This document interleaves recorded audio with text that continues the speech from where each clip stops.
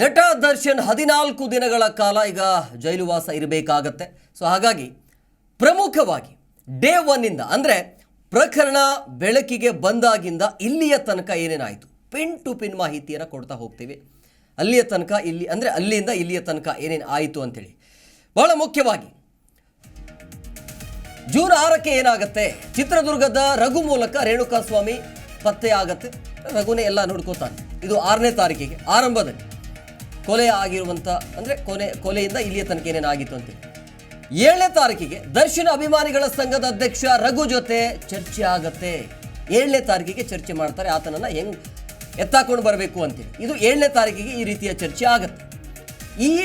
ಈ ಘಟನೆ ಆದ ನಂತರ ಅಂದರೆ ಈ ಚರ್ಚೆ ಆದ ನಂತರ 8ನೇ ತಾರೀಕಿಗೆ ಮಧ್ಯಾಹ್ನ ಚಿತ್ರದುರ್ಗದಿಂದ ಸ್ವಾಮೀಜಿ ಅವರನ್ನ ಕಾರಿನಲ್ಲಿ ಅಪಹರಣ ಮಾಡಲಾಗುತ್ತೆ. ಪ್ಲಾನ್ ಮಾಡಿಕೊಂಡು 5-6 ಜನ ಸೇರಿಕೊಂಡು ಕಾರ್ನಲ್ಲಿ ಅವ್ರನ್ನ ಕರ್ಕೊಂಡು ಬರ್ತಾರೆ. ಮಧ್ಯಾಹ್ನ ಏನಾಗುತ್ತೆ, ಚಿತ್ರದುರ್ಗದಿಂದ ರೇಣುಕಾಸ್ವಾಮಿ ಇದ್ದಾರಲ್ಲ ಕಾರ್ನಲ್ಲಿ ಕರ್ಕೊಂಡು ಬರ್ತಾರೆ. ಆಮೇಲೆ ಅವತ್ತೇ ರಾತ್ರಿ ಮಧ್ಯಾಹ್ನ ಆದ ನಂತರ ಸಂಜೆ ಒಳಗೆ ಪಟ್ಟಣಗೆರೆ ಶೆಡ್ಗೆ ನೇರವಾಗಿ ಕರ್ಕೊಂಡು ಬರ್ತಾರೆ. ಅಲ್ಲಿ ವಿಚಾರಣೆ ಆಗುತ್ತೆ. ಬಂದ ತಕ್ಷಣ ಪವಿತ್ರ ಗೌಡ ದರ್ಶನ್ ಎಲ್ಲರೂ ಬರ್ತಾರೆ. ಬಂದ ತಕ್ಷಣ ಹೊಡೆದ ತಕ್ಷಣ ಅವತ್ತೇ ಸತ್ತು ಹೋದ್ರು ಅನ್ನೋದು ಮಾಹಿತಿ 8ನೇ ತಾರೀಕಿಗೆ. ಇನ್ನು 9ನೇ ತಾರೀಕಿಗೆ ಬೆಳಗ್ಗೆ 8 ಗಂಟೆಗೆ ಕಾಮಾಕ್ಷಿಪಾಳ್ಯದ ಕಾಲುವೆಯಲ್ಲಿ ಶವ ಪತ್ತೆ ಆಗುತ್ತೆ. ಅಂದರೆ ಸತ್ತೋದ್ನಲ್ಲ, ಏನು ಮಾಡಬೇಕು ಅಂತೇಳಿ ಆ ಶವವನ್ನು ಕಾಲುವೆಯಲ್ಲಿ ಬಿಸಾಕಿ ಬರ್ತಾರೆ. ಇನ್ನು ಬೆಳಗ್ಗೆ 8 ಗಂಟೆಗೆ ಕಾಮಾಕ್ಷಿಪಾಳ್ಯದ ಕಾಲುವೆಯಲ್ಲಿ ಅಲ್ಲಿ ಶವ ಪತ್ತೆ ಆಗಿರುವಂಥ ಬೆಳಗ್ಗೆ ಅಂದರೆ ಜೂನ್ 9ಕ್ಕೆ.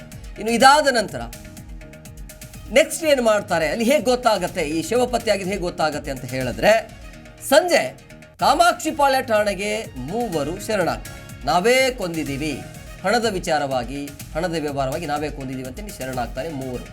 3 ಜನ ಶರಣಾಗ್ತಾರೆ. ಅದನ್ನು ದರ್ಶನ್ ಆ್ಯಂಡ್ ಟೀಮೇ ಕಳಿಸಿರ್ತಾರೆ. ಹಿಂಗೆ ಮಾಡಿ ಅಂತೇಳಿ ಅವ್ರದ್ದು ಪ್ಲಾನ್ ಇರುತ್ತೆ. ಇನ್ನು 10ನೇ ತಾರೀಕಿಗೆ ಮಧ್ಯಾಹ್ನ ಕಾಮಾಕ್ಷಿಪಾಳ್ಯ ಠಾಣೆಗೆ ಬರ್ತಾರೆ. ಮತ್ತೆ 3 ಹೋಗ್ತಾರೆ, ನಾವೇ ಕೊಂದಿದ್ದೀವಿ ದುಡ್ಡಿನ ವಿಚಾರವಾಗಿ ಅಂತೇಳಿ. ಇನ್ನು ಮಧ್ಯಾಹ್ನ ಏನಾಗುತ್ತೆ, ಅದಾದ ನಂತರ ಜೂನ್ 11ಕ್ಕೆ ಬೆಳಗ್ಗೆ ಮೈಸೂರಿನ ಹೋಟೆಲಲ್ಲಿ ದರ್ಶನ್ ಅವರನ್ನು ಬಂಧಿಸಿ ACPP ಅವರು ಕರೆ ತರ್ತಾರೆ. ಇವರಿಗೆ ಏನು ಆವಾಗ ಅಲ್ಲಿ ಮೈಸೂರಲ್ಲಿ ಇರ್ತಾರೆ, ಏನು ಗೊತ್ತಿಲ್ಲದಂಗೆ ಇರ್ತಾರೆ. ಸೊ ಹಾಗಾಗಿ ಬೆಳಗ್ಗೆ ಮೈಸೂರಿನ ಹೋಟೆಲಲ್ಲಿ ದರ್ಶನ್ ಅವರನ್ನು ಬಂಧಿಸಿ ಈ ಕೆಲಸ ಅಂತೂ ಸಖತ್ತಿರುತ್ತೆ, ಚೆನ್ನಾಗಿರುತ್ತೆ. ಅಂದರೆ ಅಲ್ಲಿಂದನೇ ಶುರುವಾಗೋದು. ಮಧ್ಯಾಹ್ನ ಬೌರಿಂಗ ಹಾಸ್ಪಿಟಲಲ್ಲಿ ಆರೋಪಿಗಳ ವೈದ್ಯಕೀಯ ಪರೀಕ್ಷೆ ಮಾಡಲಾಗುತ್ತೆ 11ನೇ ತಾರೀಕಿಗೆ, ಅವತ್ತಿನ ದಿನ. ಅದಾದ ನಂತರ ಏನಾಗುತ್ತೆ, 11ನೇ ತಾರೀಕು ಆಯಿತು. ಸಂಜೆ ಮ್ಯಾಜಿಸ್ಟ್ರೇಟ್ ಕೋರ್ಟ್ ಮುಂದೆ 6 ದಿನಗಳ ಕಾಲ ಹಾಜರುಪಡಿಸಲಾಗುತ್ತೆ. 6 ದಿನ ಕೋರ್ಟ್ಗೆ ಅಂದರೆ ಪೊಲೀಸ್ ಕಸ್ಟಡಿಗೆ ನೀಡಲಾಗುತ್ತೆ ವಾದ ವಿವಾದ ಆದ ನಂತರ. ಇನ್ನು 12ನೇ ತಾರೀಕಿಗೆ ಕೊಲೆಗೆ ಬಳಸಿದ ದರ್ಶನ್ಗೆ ಸೇರಿರುವಂಥ ಜೀಪ್ ಮತ್ತು ಕಾರ್ ಇದೆಯಲ್ಲ, ಅದನ್ನು ಪೊಲೀಸರು ವಶಕ್ಕೆ ಪಡಿತಾರೆ. ಅಂದರೆ ಅಲ್ಲಿ ಕೆಲವೊಂದಿಷ್ಟು ಸಾಕ್ಷ್ಯಾಧಾರಗಳು ಪತ್ತೆ ಆಗಬಹುದು ಅಂತೇಳಿ. ಅಂದರೆ ಆ CC ಕ್ಯಾಮ್ರಾದಲ್ಲೂ ಕೂಡ ಎಲ್ಲ ಸಿಕ್ಕಿದಾದ ನಂತರ ಅದೆಲ್ಲ ನೋಡಿ ಅದನ್ನು ವಶಕ್ಕೆ ಪಡಿತಾರೆ. 13ನೇ ತಾರೀಕಿಗೆ ಬೆಳಗ್ಗೆಯಿಂದಲೇ ಅನ್ನಪೂರ್ಣೇಶ್ವರಿ ಪೊಲೀಸ್ ಸ್ಟೇಷನಲ್ಲಿ ವಿಚಾರಣೆ ನಿರಂತರವಾಗಿ ನಡೆಯುತ್ತೆ. 13ನೇ ತಾರೀಕಿಗೆ ದರ್ಶನ್ ಆ್ಯಂಡ್ ಗ್ಯಾಂಗ್ ಬೆಳಗ್ಗೆಯಿಂದಲೇ ನಿರಂತರವಾಗಿ ವಿಚಾರಣೆ ನಡೆಯುತ್ತೆ. ಆರಂಭದಲ್ಲಿ ದರ್ಶನ್ ಏನು ಗೊತ್ತಿಲ್ಲ ಅನ್ನೋ ರೀತಿಯಲ್ಲಿ ಇರ್ತಾರೆ. ತದನಂತರ ಪೊಲೀಸ್ ಭಾಷೆಯಲ್ಲಿ ಹೇಳಿದಾಗ ಸಹಜವಾಗಿ ಬಾಯ್ಬಿಡ್ತಾರೆ. 14ನೇ ತಾರೀಕಿಗೆ ರೇಣುಕಾಸ್ವಾಮಿ ಮೃತದೇಹ ಪತ್ತೆ ಆಗಿರುವಂತಹ ಸ್ಥಳದಲ್ಲಿ ಸ್ಥಳ ಮಹಾಜರು ಮಾಡಲಾಗುತ್ತೆ. 14ನೇ ತಾರೀಕಿಗೆ ದರ್ಶನ್ ಮತ್ತು ಗ್ಯಾಂಗ್ ಅಂದರೆ ಒಂದು 5 ಜನನ ಒಂದು ಗುಂಪಾಗಿ ಕರ್ಕೊಂಡು ಬರ್ತಾರೆ. ಆರಂಭದಲ್ಲಿ ಎಲ್ಲರನ್ನ ಕರ್ಕೊಂಡು ಬರಲ್ಲ. ಅದಾದ ನಂತರ ಏನಾಗುತ್ತೆ, ಸ್ಥಳದಲ್ಲಿ ಗ್ಯಾಂಗ್ ಅವರು ಕರ್ಕೊಂಡು ಬಂದು ಮಹಾಜರು ಮಾಡ್ತಾರೆ. ಆಮೇಲೆ ಅವರವರು ಇನ್ನು 15ನೇ ತಾರೀಕಿಗೆ ಹಲವು ಕಡೆ ಆರೋಪಿಗಳ ಸಮ್ಮುಖದಲ್ಲಿ ಪೊಲೀಸರಿಂದ ಸ್ಥಳ ಮಹಾಜರು ಆಗುತ್ತೆ.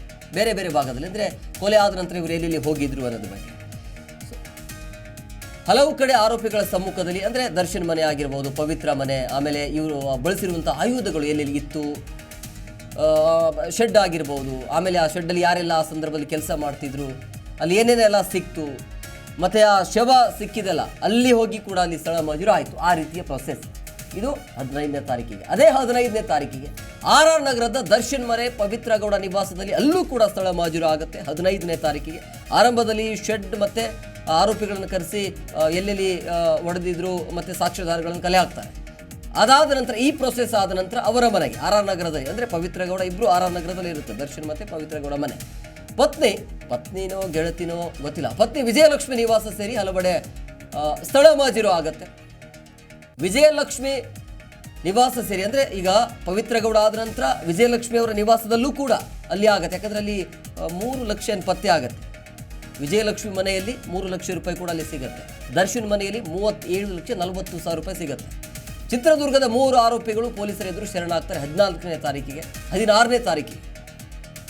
ಅಂದರೆ ಈ ಎಲ್ಲ ಟಿ ವಿಯಲ್ಲಿ ಬಂದುಬಿಡುತ್ತಲ್ಲ, ಯಾರೆಲ್ಲ ಇದ್ರಲ್ಲ ಅವರು ನೇರವಾಗಿ ಬಂದು ಶರಣಾಗ್ಬಿಡ್ತಾರೆ.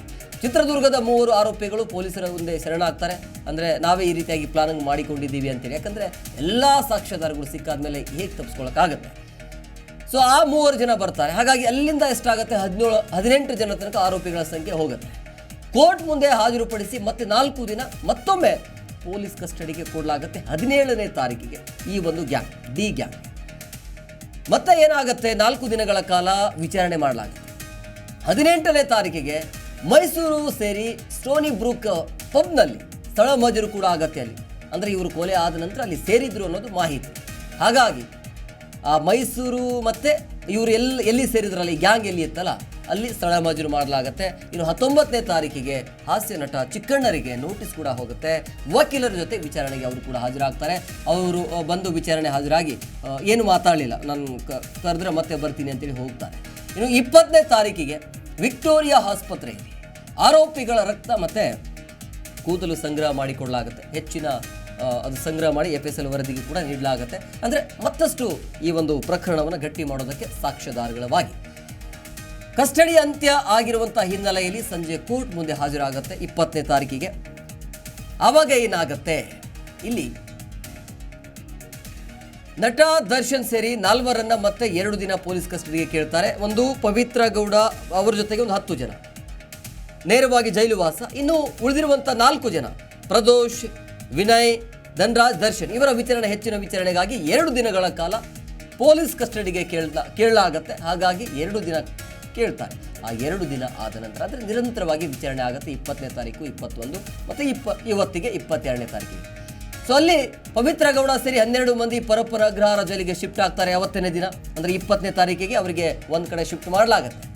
ಸಂಜೆ ಪವಿತ್ರ ಗೌಡ ಸೇರಿ 12 ಮಂದಿ, ಅಂದರೆ ಮುಂಚೆನೇ ಒಂದು 2-3 ಅಲ್ಲಿ ಜೈಲಿಗೆ ಕಳಿಸಲಾಗಿತ್ತು. ಇನ್ನು 21ನೇ ತಾರೀಕಿಗೆ ಅನ್ನಪೂರ್ಣೇಶ್ವರಿ ಪೊಲೀಸ್ ಸ್ಟೇಷನಲ್ಲಿ ವಿಚಾರಣೆ ಕೂಡಿ. ಅಂದರೆ ವಿಚಾರಣೆ ಏನಾಗುತ್ತೆ 21ನೇ ತಾರೀಕಿಗೆ ಅಂದರೆ ಪವಿತ್ರ ಗೌಡ ಗ್ಯಾಂಗ್ ಬಿಟ್ಟು ಈ ಡಿ ಗ್ಯಾಂಗ್ ಅಂದರೆ 4-5 ಜನ ಏನಿದ್ರಲ್ಲ ಅವರ ವಿಚಾರಣೆ ಆಗುತ್ತೆ. ಅನ್ನಪೂರ್ಣೇಶ್ವರಿ ಪೊಲೀಸ್ ಸ್ಟೇಷನ್ನಲ್ಲಿ ವಿಚಾರಣೆ ನಿರಂತರವಾಗಿ ನಡೆಯುತ್ತೆ. ಅಂದರೆ ಪ್ರಭಾವಿಗಳು ಇವ್ರ ಜೊತೆಗಿದ್ದಾರೆ, ಹೆಚ್ಚಿನ ವಿಚಾರಣೆ ಆಗಬೇಕು ಅಂತ ಹೇಳಿದಾಗ ಹೆಚ್ಚಿನ ವಿಚಾರಣೆ ಮಾಡ್ತಾರೆ. ಮಧ್ಯಾಹ್ನ ಕೋರ್ಟ್ ಮುಂದೆ ಹಾಜರುಪಡಿಸಲಾಗುತ್ತೆ.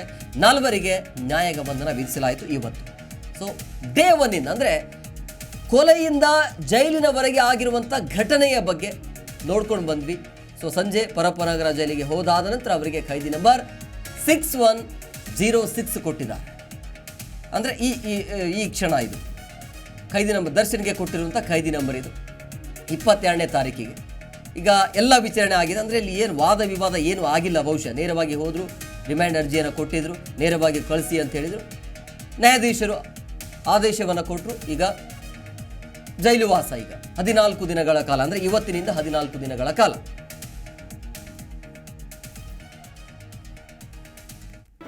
ಜಿ ಕನ್ನಡ ನ್ಯೂಸ್ ಈಗ ನಿಮ್ಮ ಮನೆಯಲ್ಲೇ ನೋಡಿ. ಎಲ್ಲ ಕೇಬಲ್ಗಳಲ್ಲಿ ಈಗ ಲಭ್ಯ. Sun Direct 292, Jio TV 1334, U digital 162, city cable 51, GTPL 17, Abhishek cables 821, Rock Line telecommunication 51, Shri Basaveshwara number 60, Vinayaka digital number 53, in digital number 896ರಲ್ಲಿ. ನಿಮ್ಮಿಸ್ತದ ಜಿ ಕನ್ನಡ ನ್ಯೂಸ್ ನೋಡಿ ಆನಂದಿಸಿ.